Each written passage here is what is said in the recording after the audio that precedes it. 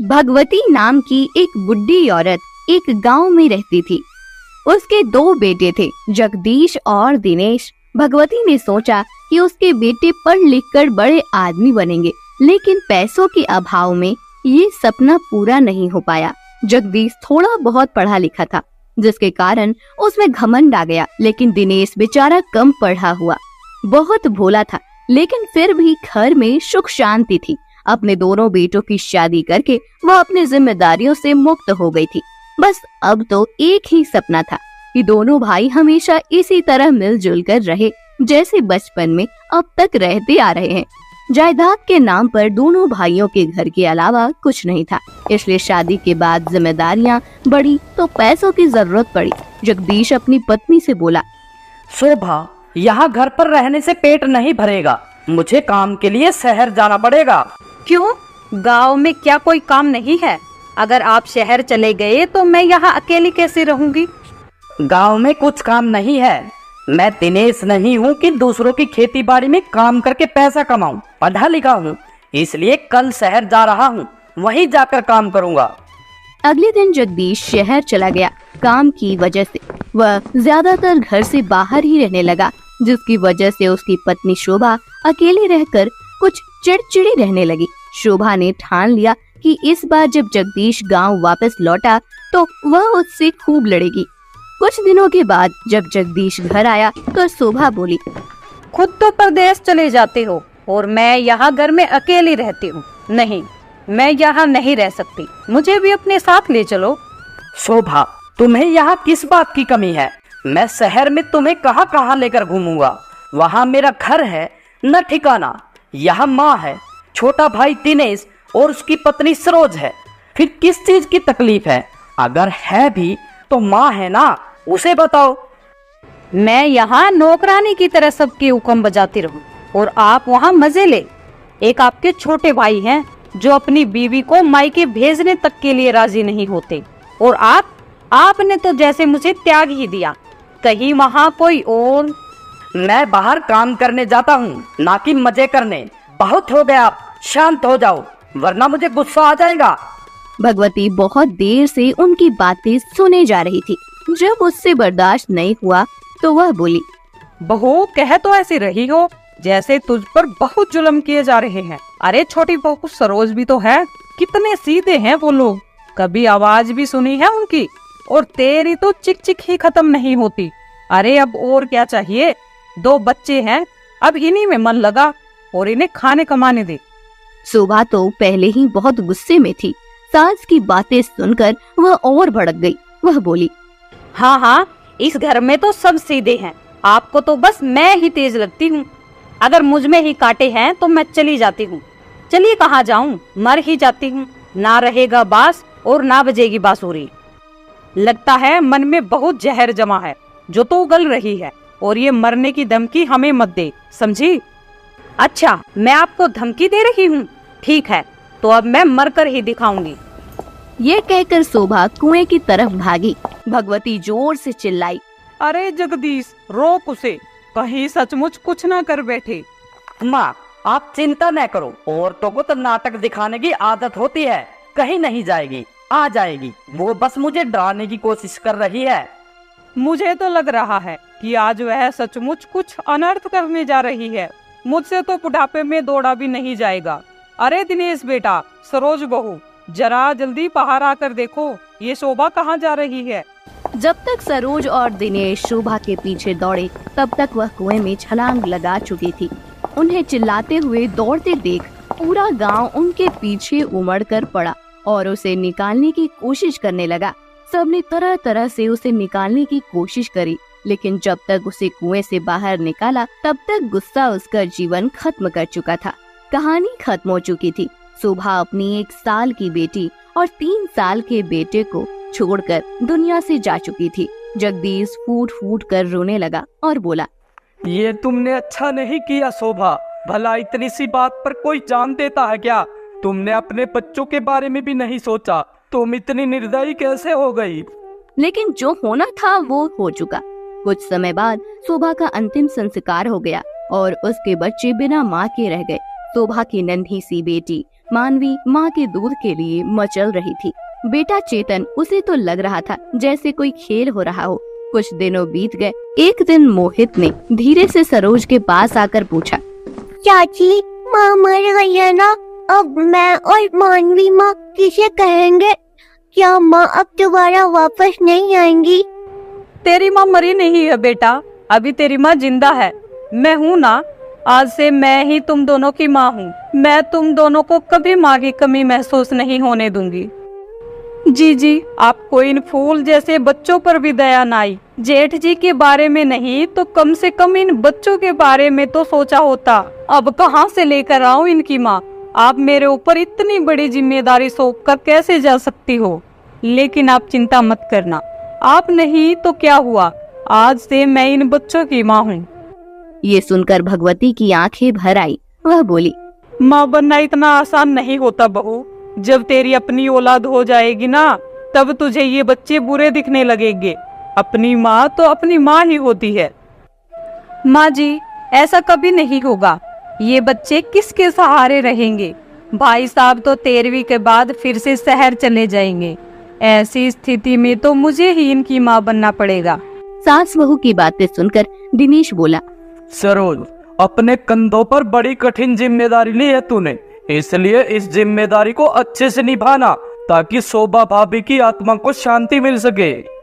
समय अपनी रफ्तार से गुजरता जा रहा था। सरोज ने भी अपने 2 बेटों को जन्म दिया।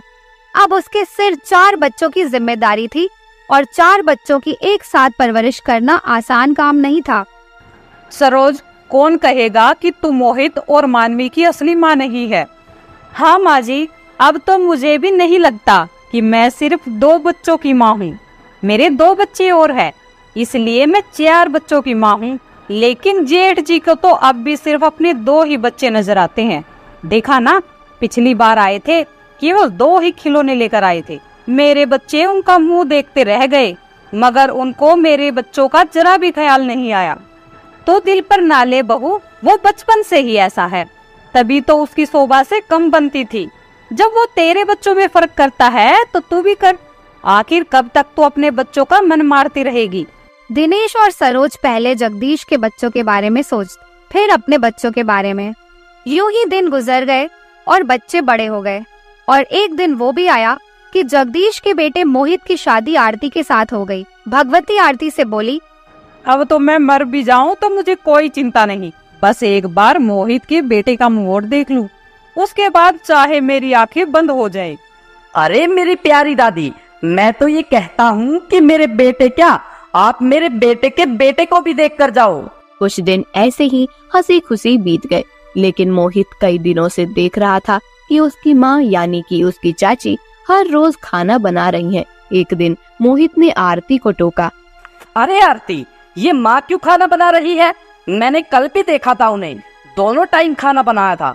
खाना तो तुम भी बना सकती हो, तुम्हारे होते हुए माँ काम करे, मुझे जरा भी अच्छा नहीं लगता। ये क्या जी, पूरा दिन माँ के लिए चालीसा पढ़ते रहते हो, उनकी सारी बातें मानते हो। वो तुम्हारी माँ नहीं चाची है, और चाची चाची होती है। जब देखो माँ, माँ के सिवा कुछ और सोचता ही नहीं है। आरती, माँ हमको तो उस उम्र में छोड़कर चली गई थी जब हमें माँ का मतलब भी पता नहीं था। चाची ने ही हमें माँ बनकर पाला पोसा है, फिर उन्हें माँ क्यों ना कहूँ? आप बड़े भोले हैं, इसलिए उनकी चालाकी किसी को नजर नहीं आती।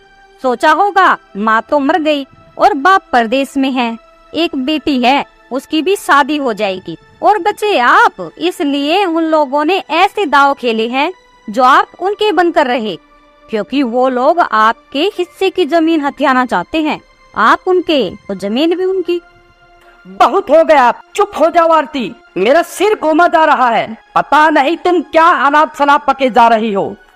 वह सोचने लगा, बहुत सोचा, रात भर सोचा।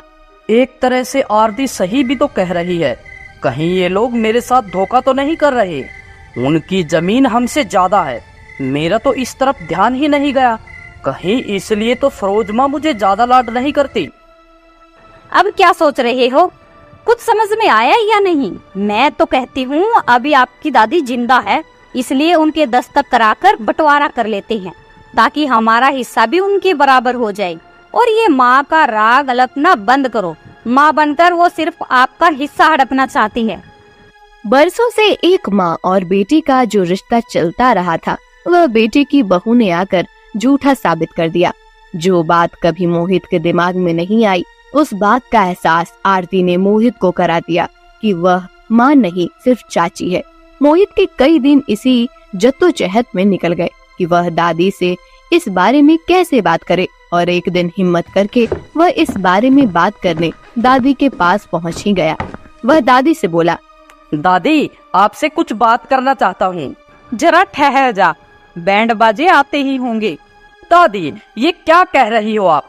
हाँ हाँ, सही तो कह रही हूँ, क्योंकि तेरे बात करने के लिए मुझे बैंड बाजा बजवाना पड़ेगा। अरे जो कहना है कह, इसमें इतना सोचने की क्या बात है? दादी, ये बताओ, ये जो हमारे घर की जमीन है, ये किसके नाम है? हे भगवान, ये क्या पूछ रहा है तू? आज तक ये बात तेरे बाप और तेरे चाचा ने भी नहीं पूछी मुझसे। दादी, हमें इस जगह के कागज पक्के करवा लेने चाहिए। पक्का मतलब रजिस्ट्री। कोई कागज नहीं है जमीन की। पहले कहाँ कागज होते थे? तुम्हारे बाप दादा कई पीढ़ियों से इसमें रहते आ रहे हैं, उन्हें कभी पक्के पर्चे की जरूरत नहीं पड़ी, तो आज तुम्हें कैसे जरूरत आन पड़ी? दादी, सोचो कि अगर किसी का मन खराब हो गया और एक ने ही सारी जमीन हथिया ली, तो मेरी मानो पक्की रजिस्ट्री करा लो। ये घर 2 हिस्सों में बट जाएगा तो सिरदर्दी खत्म। घर का बंटवारा हो जाएगा, फिर जमीन को लेकर कभी विवाद नहीं होगा। कल को आप ना रही तो क्या बंटवारा? खबरदार, अगर मेरे जीते जी किसी ने इस घर के बंटवारे की बात की तो बंटवारा, ऐसे कह दिया बंटवारा। बेचारा मेरा दिनेश कितना करता है तुम लोगों के लिए, कितना सोचता है, लेकिन आज तक कभी ये बात उसने या उसके बच्चों ने नहीं कही। फिर तू कैसे कह रहा है कि इस घर का बंटवारा कर दूं? दादी, ये तो होना ही है। बैठकर ठंडे दिमाग से सोच लेना। कुछ हुआ है या नहीं? ये बुढ़िया इतनी आसानी से नहीं मानेगी, क्योंकि वह दिनेश चाचा जी से ही प्यार करती है, और उनसे भी ज्यादा उनके दोनों बेटों संजीत और अमन से करती है। नहीं आरती, ऐसा कुछ भी नहीं है। जैसे माँ ने हम चारों की परवरिश में कभी फर्क नहीं किया, वैसे ही दादी ने भी हम में कभी फर्क नहीं किया।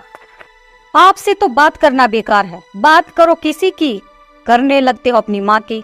अच्छा, एक काम करो, इस बार पिताजी शहर से आएंगे तो उनसे इस बारे में बात करना कि हमारी और उनकी जमीन बराबर कैसे हो, या फिर उनकी जगह हमें कैसे मिले और वो इस हिस्से में आ जाए। तुम कुछ ज्यादा ही दिमाग चला रही हो आरती। अगर वो लोग इधर आ जाएंगे तो कैसे रह पाएंगे? और बैठक भी तो उनकी तरफ है। तुम तो जानती ही हो कि सभी रिश्तेदार उसी में आकर ठहरते हैं।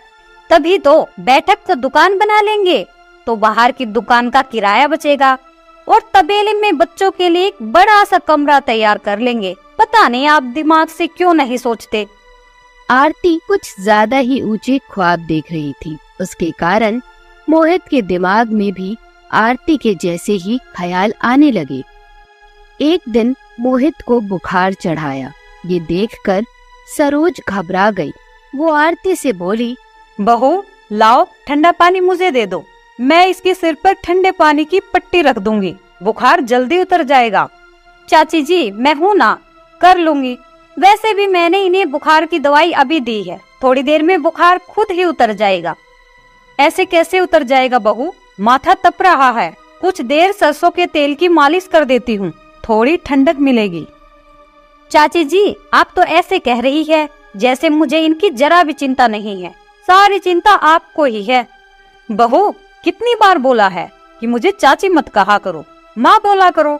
मोहित की माँ हूँ तो तुम्हारी भी माँ हुई। चाची जी आप जाइए, शायद आपको संजीत भाई साहब बुला रहे हैं। सरोज से छुटकारा पाने के लिए उसने सरोज को झूठ बोलकर वहाँ से भेज दिया। वो जानती थी कि बहू उसके साथ हमेशा गैरों का सा व्यवहार करती है, लेकिन मोहित की ममता उसे उससे दूर नहीं जाने देती। हफ्ता भर गुजर गया, मोहित का बुखार नहीं उतरा है। सरोज दिन रात उसकी चिंता करती रही। वो बार बार वहाँ जाती और मोहित को देखकर आ जाती। बस उसका चेहरा देखने भर से ही उसको तसल्ली मिल जाती थी। क्या बात है सरोज, तुम बहुत परेशान लग रही हो। नहीं तो आपको ऐसा क्यों लगा? तुम्हारी आंखों में जो मोहित के लिए फिक्र है मैं उसे अच्छे से देख सकता हूँ, लेकिन जब आरती बहू तुम्हें वहाँ कुछ करने ही नहीं देती तो बार बार क्यों जाती हो? माँ हूँ ना, इसलिए। कहते हुए सरोज की आंखें भर आई। वो बोली, मोहित 3 साल का था जब दीदी से छोड़कर चली गई थी। नन्हा सा, तुतलाकर बोलता था। मैंने जब पहली बार छाती से लगाया तो मुझे माँ होने का एहसास हो गया। उससे पहले मैं माँ कहाँ थी? जब से आज तक मैंने इसे अपनी औलाद की तरह पाला है, तो फिर बताओ कि उनकी तकलीफ कैसे देखूं? मुझसे नहीं देखा जाता। सरोज, तुमने इस तरह कभी अपने संजीत और अमन की चिंता तो नहीं की? वो कभी इस तरह बीमार भी तो नहीं पड़े। अच्छा, मैं जाती हूँ। मैं उसके लिए काढ़ा बना कर ले जाती हूँ, क्या पता उसी से आराम लग जाए। तुम अब रहने दो, मैं सुबह मोहित को अस्पताल ले जाऊंगा, शायद वो ऐसे ठीक नहीं हो पाएगा। मोहित 4 दिन अस्पताल में रहा। सरोज उसके साथ रही और दिन रात उसकी सेवा करती रही। जब मोहित के बीमार होने की खबर जगदीश को लगी तो वो तुरंत गांव लौट आया। क्या हुआ मोहित बेटा, तबीयत इतनी खराब कैसे हो गई? अब ठीक तो है ना? मलेरिया हो गया था, लेकिन अब ठीक हूँ पिताजी। हॉस्पिटल से 4 दिन बाद घर आया हूँ, अब जल्दी ही अच्छा हो जाऊंगा। जगदीश को वापस आए कई दिन बीत गए। आरती के मन में भी खलबली मची हुई थी कि मोहित कब पिताजी से जमीन के बारे में बात करे। वो मोहित से बोली, लगता है आपके मुंह में दही जम गई है। 4 दिन हो गए, आपने पिताजी से कोई बात की?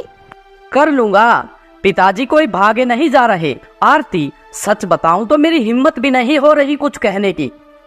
ठीक है, तो चुपचाप बैठकर देखते रहो और यूं ही अपना हक किसी को दे दो। देख लेना, 3 साल हो गए, हमारी तो कोई औलाद हुई नहीं। एक दिन संजीत और अमन ही सारी विरासत के मालिक होंगे और हम दोनों उनके नौकर बनकर रहेंगे। इस बार आरती ने मोहित की सबसे ज्यादा दुखने वाली नस पर हाथ रख दिया, जिससे मोहित तिलमिला गया। अब चुप भी हो जाओ आरती, औलाद नहीं तो क्या हुआ? ऐसा तो नहीं कि कभी होगी ही नहीं। मेरे लिए तो शायद घर ही मनहूस है, इसलिए मेरी गोद नहीं भरी। जमीन का बंटवारा हो जाए तो शायद उस हिस्से में जाने के बाद मेरी गोद भर जाए, लेकिन मेरे सुनता कौन है? ये सब सुनकर मोहित खुद को रोक नहीं पाया और जगदीश के पास पहुंच गया। वो बोला, पिताजी, मुझे आपसे कुछ जरूरी बात करनी है। बोलो बेटा, क्या बात है? बहुत परेशान लग रहे हो। हाँ पिताजी, आप तो घर में ठहरते नहीं, घर में रुको तो कुछ बात भी हो। अब पहलिया मत बुझा, बोल क्या कहना चाहता है? पिताजी, हमारे घर में दोष है, इसलिए आरती माँ नहीं बन पा रही। 3 साल बाद भी मैं पिता बनने के सुख के लिए तरस रहा हूँ। मैं सोच रहा हूँ कि हम चाचा वाले हिस्से में चले जाए और वो इधर आ जाए। मैं तो कहता हूँ कि अपनी अपनी जमीन की पक्की रजिस्ट्री भी हो जाए, ताकि आने वाले समय में हमारे परिवारों में कोई झगड़ा ना हो। तेरा कहने का मतलब है जमीन बट जाए? ये क्या कह रहा है मोहित? भला ऐसे कैसे होगा? माँ तो हरगिज ना होने देगी। और दिनेश, वह भला ऐसा क्यों होने देगा? उसके पास तो हमसे ज्यादा जमीन है। पिताजी, आपको भी लगता है ना कि उनके पास ज्यादा जमीन है, तो फिर आप अपना हक क्यों छोड़ रहे हैं? किसी भी तरह दादी को मनाओ, जिससे वह जमीन के कागजों पर साइन कर सके। और रही बात दिनेश चाचा की, वो तो इतने सीधे हैं कि यूं ही मान जाएंगे। मोहित, कहता तो तू ठीक है, ये बात तो मेरे दिमाग में ही नहीं आई कि आधे से ज्यादा जमीन तो वो लोग दबाए बैठे हैं। अब तो जवान बेटा भी है, अच्छा रोजगार चल रहा है, आने वाले समय में वो हमसे कई गुना रईस होंगे। तो पिताजी, कुछ ऐसा करो कि वो जगह भी हमारी हो जाए, चाची और चाचा को भी पता न लगे। वो दोनों बाप बेटा दिमाग लगाते रहे और योजना बनाकर भगवती के पास पहुंच गए। तुझे तो अब माँ के पास बैठने की भी फुर्सत नहीं है जगदीश। माँ, आपकी ये शिकायत कभी दूर नहीं कर पाऊंगा।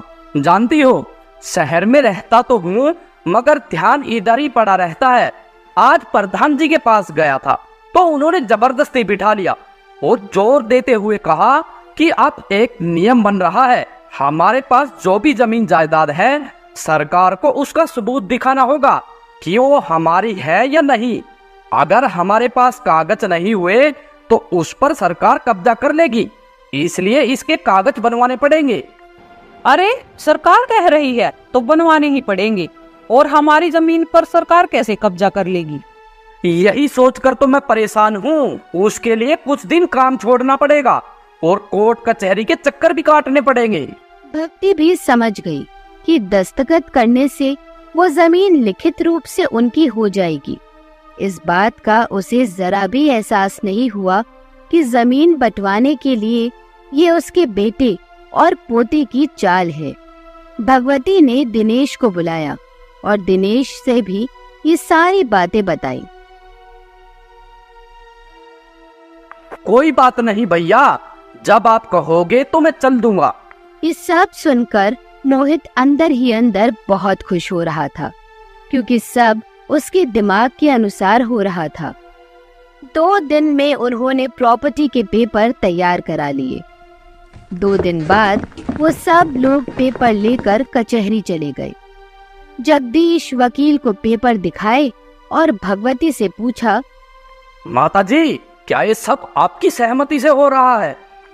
हाँ वकील साहब, सब मेरी सहमति से ही है। जो मेरा है वो मेरे बच्चों का ही तो होना चाहिए। मेरे 2 बेटे हैं, मेरे बाद दोनों का आधा आधा होगा। भला मैं अपनी जमीन किसी और को क्यों दे दूं?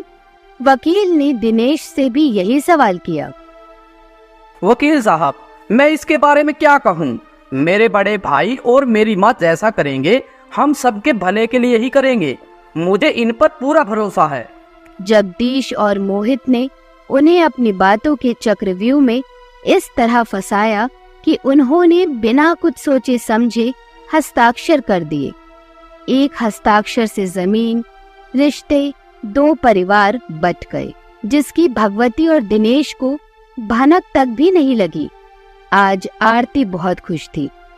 उसके मन की मुराद पूरी हो गई। वो यही तो चाहती थी। घर पर पहुंचकर भगवती बोली, ला जगदीश, वो कागज मैं रख लेती हूँ। तो बाहर रहता है और आजकल के बच्चों का भरोसा नहीं कि कहीं इधर उधर ना खो दे। अरे माँ, गजब हो गया, मैंने तो कागज देखे ही नहीं थे। क्या हुआ जगदीश, तो परेशान क्यों लग रहा है? माँ, ये तो सरकार ने गड़बड़ कर दी। हमारी जमीन को तो 2 हिस्सों में बांट दिया। अब इधर का हिस्सा दिनेश का और उधर का हमारा। अरे दिनेश, जरा देख तो, इस पर सरकारी मोहर भी लगा दी। अब तुम ही बताओ मैं क्या करूं? जी तो कर रहा है कि मैं जान दे दूं। भैया, सरकारी काम तो सरकारी होते हैं, क्यों बेकार के चक्कर में पड़ते हो? हमें तो कोई परेशानी नहीं है। अब सरकार का हुक्म तो मानना ही पड़ेगा। कोई बात नहीं, तुम सब लोग हमारे हिस्से में आ जाओ, हम तुम्हारी तरफ आ जाते हैं। कल को यहाँ कोर्ट कचहरी हो, लोग तमाशा देखे, इसमें क्या फायदा? सब कुछ आसानी से हो गया। ना तो कोई बहाना बनाने की जरूरत पड़ी और ना ही झूठ बोलना पड़ा, और जगह का बंटवारा हो गया। दिनेश घर में घुसा था। सरोज की रोते रोते आंखें लाल थीं। अरे ये क्या, तुम रो क्यों रही हो? क्या हुआ? सब कुशल मंगल तो है ना? सब कुशल है। आखिर आज आप लोग घर का बंटवारा कर ही आए। नहीं भाग्यवान, ये सब तो सरकार की मर्जी थी। अगर हम ये नहीं करते तो हमारी जमीन पर सरकार कब्जा कर लेती, फिर क्या हम फुटपाथ पर जाते? कोई सरकार कब्जा नहीं कर रही थी, ये सब मोहित और आरती की चाल थी। मैंने उनको बातें करते हुए सब सुन लिया था। जिसको अपनी छाती से लगाकर मैंने इतने साल पाला पोसा, आज उसी ने पीठ पर खंजर घोंप दिया। आखिर क्या कमी रह गई थी मेरी परवरिश में? सुनकर यकीन तो नहीं आ रहा कि मोहित और बहू ने ये सब। चलो अब रोना बंद करो, अब हमें ये घर खाली करना होगा। कैसे खाली कर दूं ये घर? मैं इसी में ब्याह कर आई थी, इसी में सहज सजी, इसी में संजीत और अमन पैदा हुए। मन तो ये है कि अर्थी भी इसी घर से निकले। आप बड़े सीधे हैं संजीत के पिताजी, आपको इतनी चालाकी क्यों नहीं समझ में आई? इतना पैसा आज तक आपने मोहित और दिया पर लगाया, अगर आपने अपने बच्चों पर लगाया होता तो आज दिन कुछ और होते। दोनों में विवाद चल ही रहा था कि आरती आकर बोली, चाची, अब तो तुम्हें यहाँ से जाना होगा। आखिर कब तक हमारे घर में पड़े रहोगे?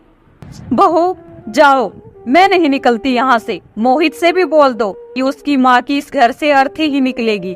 बस करो ये नाटक चाची। मोहित की माँ तो बन गई, लेकिन कभी कुछ किया है आपने मोहित के लिए? पूरी जमीन पर कुंडली बनाए बैठी हो। इतना प्यार था तो हमारा घर छोटा और आपका बड़ा क्यों है? बराबर होना चाहिए था।